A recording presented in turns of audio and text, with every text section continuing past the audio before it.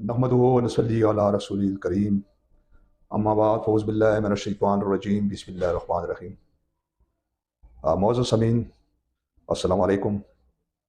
उम्मीद है आप सब खैरियत से होंगे। अल्लाह ताला से दुआ करते हैं आपकी सलामती कामला, सेहत कामला और बेशुमार खुशियाँ अल्लाह ताला आपको नसीब करे। मौजूद दोस्तों, आज जो मैं गुफ्तगू करना चाह रहा हूँ वो ये है कि कल जो डेवलपमेंट हुए हैं हमारी जो जुडिशरी है उसमें एक आप खुद सारे जानते हैं कि एक हमारे जस्टिस मज़ार अकबर नकवी साहब जो है ना उसके ख़िलाफ़ कोई 10 शिकायत सुप्रीम जुडिशल कौंसिल में वो पिटीशन दायर हुई थी कि मिसकंडक्ट हुई है इससे मज़ार अकबर नकवी से। तो वो सुप्रीम जुडिशल कौंसिल में 4 रुकनी जो जो कमीशन है उसमें चीफ जस्टिस साहब जो है ना और बाकी 3 जजेस जिसमें एजाजुल एहसन जस्टिस एजाजुल एहसन भी थे।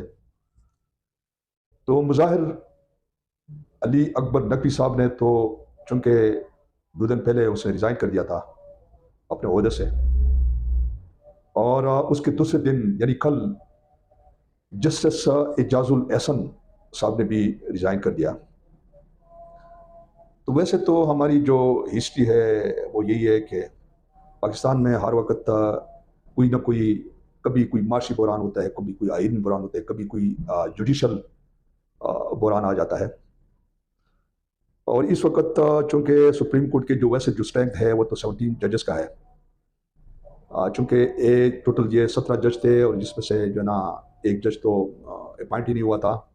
और ये जो बाकी 2 जजेस के जाने के बाद अब जो जुडिशल स्ट्रेंथ है इस वक्त जजेस की वो कोई 14 रह गई है, यानी 14 जजेस रह गए हैं। आज मेरा असल जो जो गुफ्तगू का मौजू है वो यही है कि जस्टिस एजाजुल एहसन का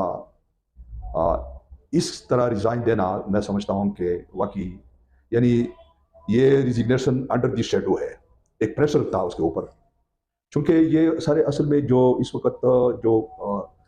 मुख्तलिफ जो सीनियर कौंसल्स है उनकी जो राय हैं या जो उन्होंने कमेंट्स दिए हैं वो यही दिए हैं कि ये अंडर ड्यूरेस जो है ना ये सब कुछ हुआ है। चूँकि इसके ऊपर जो एक एलिगेशन था जस्टिस एजाजुल एहसन पे वो ये था कि इसका एक फार्मर कोई क्लाइंट था जिसकी एक कंपनी थी MS जो है ना BNP लिमिटेड एक कंपनी थी, ये कोई कंस्टिट्यूशनल बिल्डिंग में जो है ना इसके बारे में कहा जाता है कि उस में जो है ना उस बड़ी फेवर दी गई थी। तो मुझे ऐसा लग रहा है कि चूँकि ये जो है ना एक ये समझ ले कि एक PCU शुरू हो गया था, जिस तरह परवेज़ मुशर्रफ के ज़माने में जो है ना जो इस किस्म के जजेस थे जो समझते थे कि वो परवेज़ मुशर्रफ या जो उस वक्त की एस्टेब्लिशमेंट थी उनको एक डर और खौफ था, उस तरीके से इन जजेस को जो यानी इस वक्त एंटी एस्टेब्लिशमेंट समझे जाते हैं। और जिस तरह जस्टिस एजाजुल एहसन उस बेंच में भी था जिन्होंने जो सिविलियन की ट्रायल मिलिट्री कोर्ट्स में के खिलाफ जो है ना उन्होंने फैसला दे दिया था कि सिविलियन की मिलिट्री कोर्ट्स में फैसला नहीं हो सकते हैं, उस किस्म के जजेस को जो है ना आहिस्ता आहिस्ता जो है ना वो मेरे ख्याल में मंजराम से हटाने का जो है एक मुहिम शुरू हो चुका है।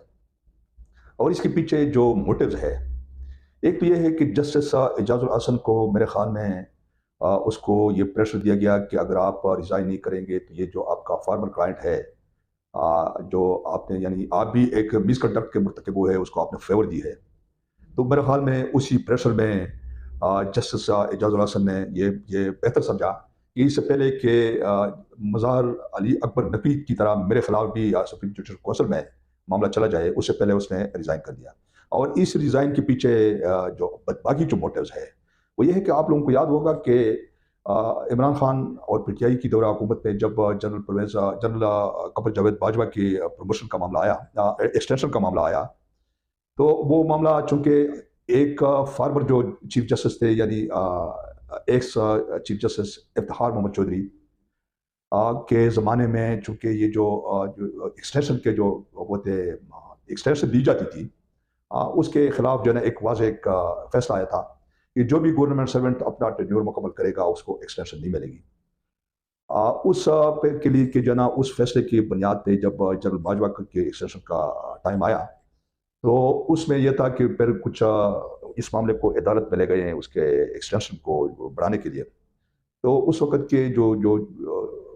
تھا سپریم کورٹ کے ججز یا چیف جسٹس یا جو بینچ تھا جس میں وہ یہ ایکسٹینشن کا کی پٹیشن وہ سن رہے تھے، تو انہوں نے 6 مہینے کا ٹائم دیا کہ 6 مہینے کو یعنی ایک جوڈیشل ایکسٹینشن تھی، اور اس ایک جوڈیشل ایکسٹینشن کی بنیاد پہ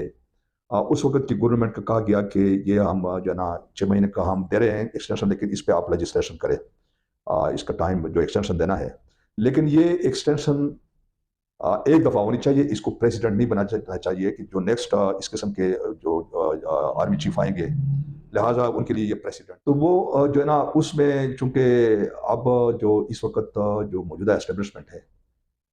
چونکہ یہ جو جسٹس اعجاز الاحسن تھے یہ نیکسٹ چیف جسٹس تھے